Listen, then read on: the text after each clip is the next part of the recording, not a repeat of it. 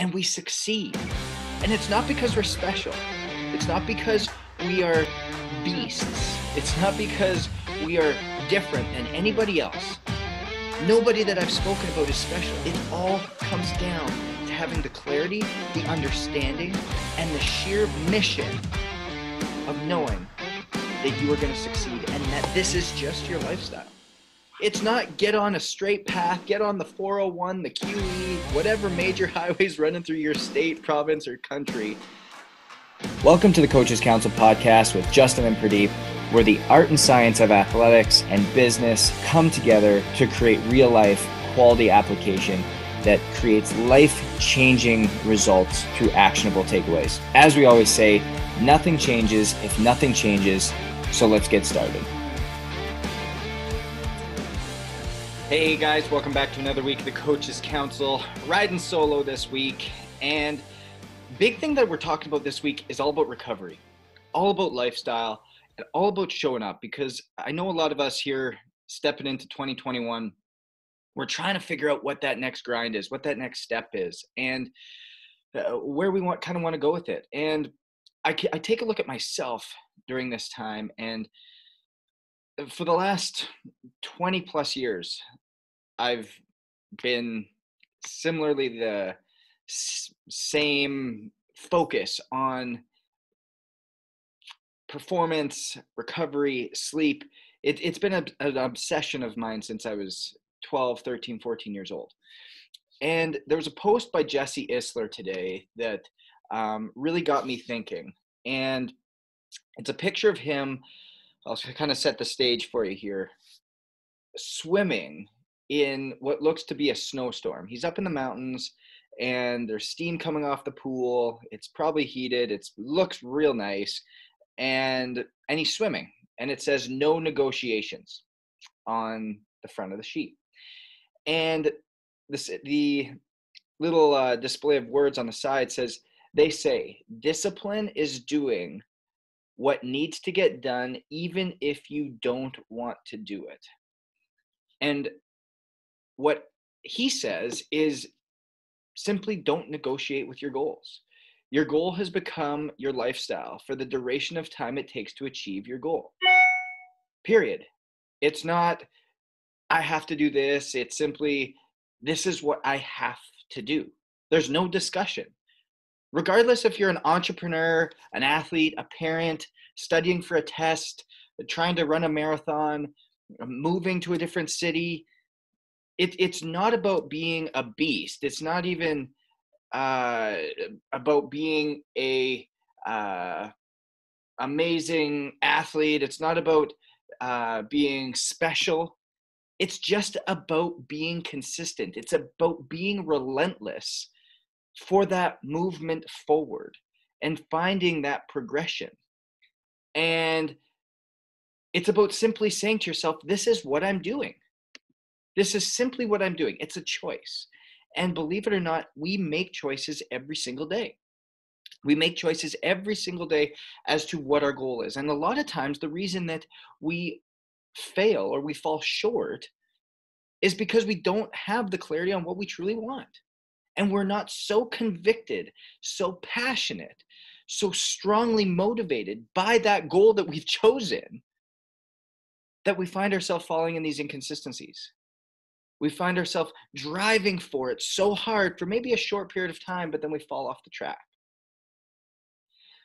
Another story here over the last, call it month and a half. Elise and I have moved 3 times.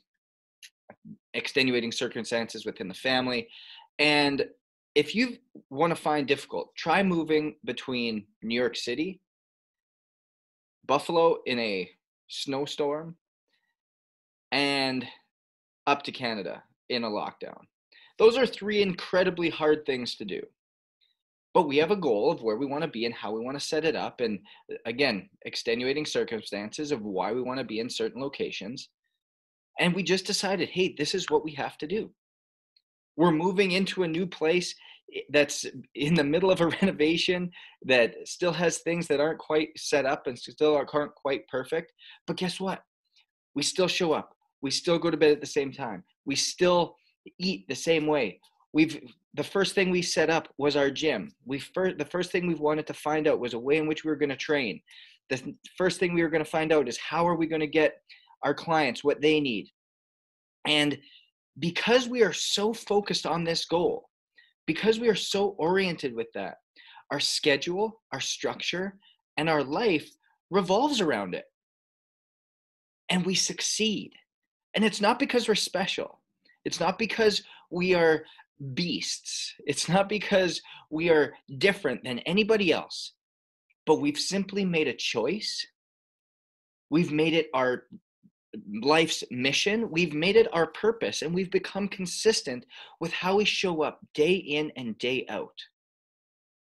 Because it allows us to be able to build these habits and build this setup around it, this resilience within us that we're not going to be denied. There's no other option other than to succeed. Now, is the path there beautiful? No, of course not. And that's, again, something that I think we fail to understand, is it's not easy all the time. It's not one-dimensional.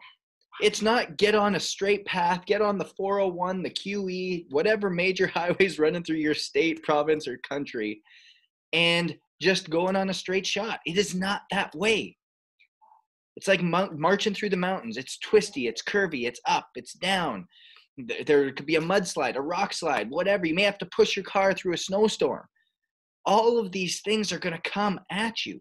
But when you are consistent and when you have that mission and vision so clear to you as to what you want, you are going to succeed, and there is no way not to. You look at any athlete, you look at any hugely successful entrepreneur. We're talking about Jesse Itzler here. Jesse Itzler is a regular dude. A regular dude. Not to mention that his wife, Sarah Blakely, was a regular lady. She started Spanx. And then her brother, who started his own tech company, I think it was Zingle, and sold it. I mean, they're both doing it with zero experience. Jesse Itzler was he wrote songs, wrote jingles, and now is the CEO of Coconut Water, or founder of Coconut Water. Like, people have these traits. And the traits are that you show up every single day and you have a vision and a mission that you are obsessed with. If you're not obsessed with something, you're going to settle for average. I'm going to say that again. If you're not obsessed with something, you're going to settle for average. And people are going to say, well, Justin, that's so extreme. It's not extreme. If you're not obsessed with something that you are going to sleep thinking about, something that you are going to wake thinking about, something you are going to orient your life around, something that you are going to stay focused on, no matter where it is that you are, then you're going to settle for average, because somebody elsewhere is going to do it better. The time and attention it needs to really get to the level in which you want to get to, it just simply won't be there. Kobe Bryant talked about it all the time when he was preparing to be the best in the game. What he would do is he would show up and put in the extra time. He was obsessed with performance. He was obsessed with being the best. He would shoot free throws after practice. He would shoot free throws before practice. He would go and work on the technical skills when nobody else was wanting to, because he wanted to be the best. And you take this and extrapolate it out over time. If he worked an hour extra every single day than anybody else, that's 7 extra hours a week. That's 30 approximately extra hours every month. It's about 365 hours every year. Now take that over 10 years. It's 3,600 hours of practice extra. If you did 2 hours, that's 7,000 extra hours in 10 years. If you do 3 hours, that is over 12,000 hours. And if you read the book, The Outliers, you need 10,000 hours to master something, to get good at something. He has 12,000 hours more than you. So tell me he's not going to be the best or that he's going to be great, because he's obsessed with something. And that's what we need to do as well. Whatever our goals are, whatever we're looking for, that obsession is what's going to take us there to be successful. But a lot of us do not want to be obsessed with something. A lot of us don't have this desire or this path to get us there and truly push us over the edge so that we can, again, succeed at a very high level. And if we are not willing to do that, if we're not willing to jump in, dive in, and take that extra step, we're always going to settle for average. I don't know about you, but I don't want to live a life of average. There's a lot of clients that I talk to, a lot of people that we work with, that's one of their biggest fears is before their time's done on earth here is just being average. Well, the number one thing that we can do is believe that we're not going to be average. And when your mindset comes into the fact that this is just my lifestyle, this is how I live, I am obsessed with X. I don't care what X is. It could be the best mother in the world. It could be the best father in the world. It could be the best painter. It could be the best craftsman. It could be the best builder. It could be the best garbage man. It could be whatever it is that you want. That's what's wild and crazy about this world is we can choose what we want to be the best in. And when we get obsessed with it, when we truly, truly dive in and create the clarity around it, that is when we succeed. And that is when that passion, that fire burns inside of us. I know, but as I talk about this, it kind of goes back to this level of, well, Justin, where does like the rhythm come in that you speak about, the balance, if you will? I hate that word, but where does that balance come in? And how does life create a rhythm? Because yes, I want to be obsessed with something, but I also want to have a life in another way. And you 100% can. You absolutely can, and you absolutely should. But what we're going to find along the way is that everything we do is a habit. Everything we do is going to get us closer to that goal. Sharon Srivatsa, my mentor, working with Elise and I, said the other day, he goes, why do we rest? At what point do we rest? At what point do we know the obsession also becomes a rhythm with rest and recovery? And it goes back to what we talk about in performance, is rest and recovery is pivotal to being able to be obsessed and push when it's time. So many people that burn out, so many people that fall short of their true potential, never figure out that there's a give and take, and everything you do, everything in life that you do has to be done with that same obsession. And rest and recovery, sleep, need to be just as obsessive as whatever that goal is. Because if you're continuing to drive towards that goal, if you're continuing to drive towards the greatness that you're reaching for, and you think you can do it 24/7, you're wrong. You're going to fail. And I know people are saying, well, Justin, what does that mean? Like, you just told me I have to be obsessed with this goal in order to get it, but yet that I have to have this, be obsessed with rest and recovery as well. Think about it. If we were clear on what we wanted to do and we were obsessed with this goal and we really worked at what we were working at, there's going to be a time where we have to back off and obsess over getting our body back to, body and mind, back to that level in which we can create that obsession and work ethic again. I go back to athletics, and if we were on the ice skating, in the weight room, training, on the turf, doing interval work, and failed to recover as hard as we worked, there'd be no way we could continue that pace of our pro athletes day in and day out for 2, 3, 4, 10, 12, 15 years. There's no way.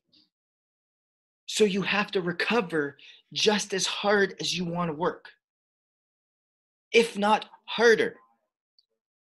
LeBron James spends $1.5 million a year on his recovery and his body.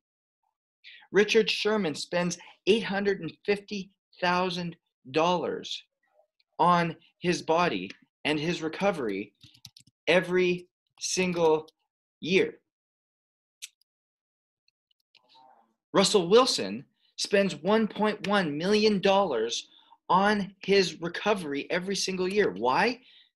Because these people have figured out that your body is what allows you to obsess and drive the talent and structure into everything that we do.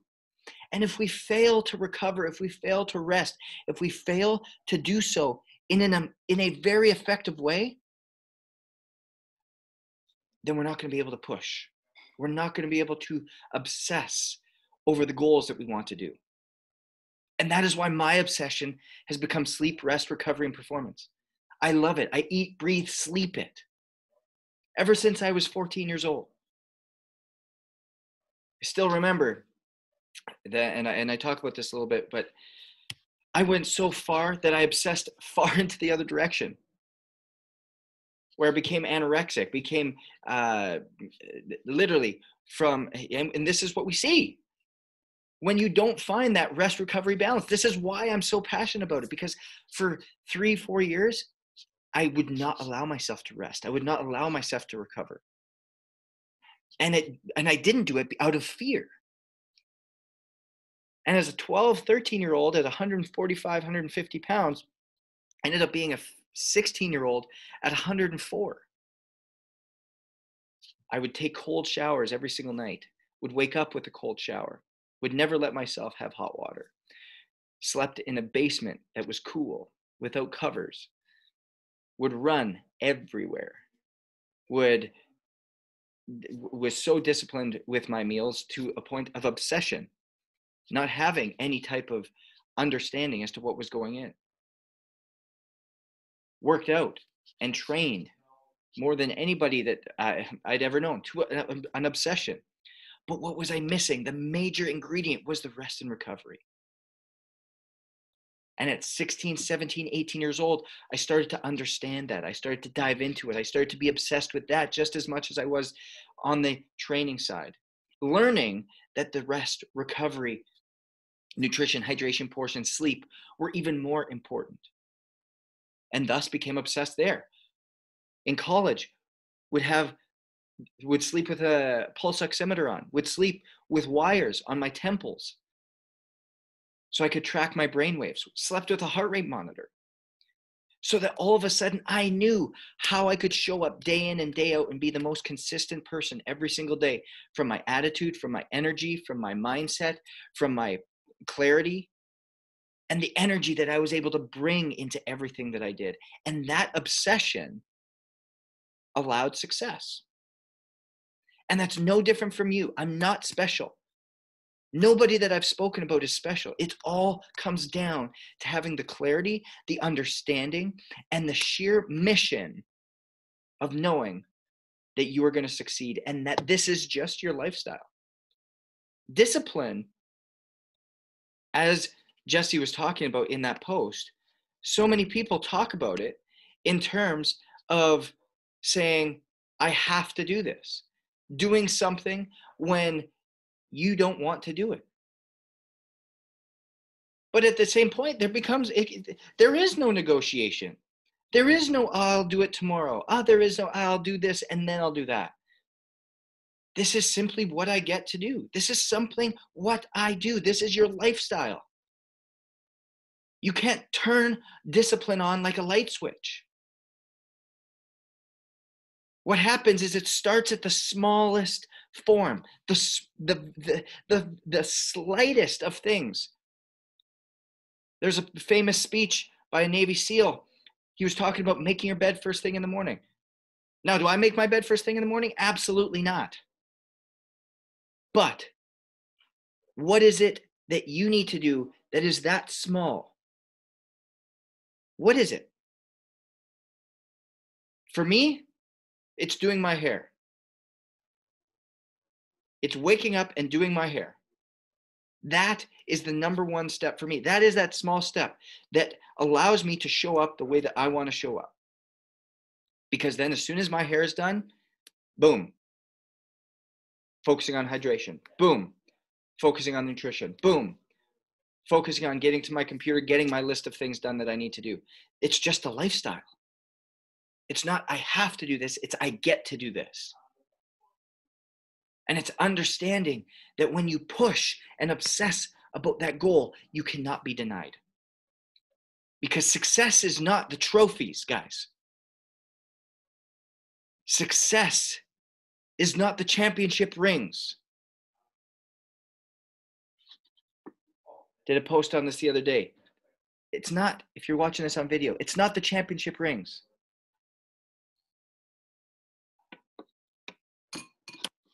It's not the pillars of championships. It's not, if you see over my shoulder, the diplomas, the master's degrees, the different items in which hang around. But it's the discipline, it's the structure, and it's the habits that were created in obtaining those things. It's the journey. It's understanding that the harder you recover, the harder you can push, and being obsessed with the push. So as we continue to go through 2021, I want you to be obsessed and turn obsession into that lifestyle on both the recovery side and whatever that X is for you. As you guys are trying to figure out what that rhythm is for that recovery, how do I recover in an obsessive manner? How do I get there? Send me a DM, set up a call, do whatever it is that you need to do so that we can get you obsessed with the recovery so you can be at your best for whatever it is that you're wanting to accomplish. With that, guys, stay healthy, stay humble, and we'll see you next week.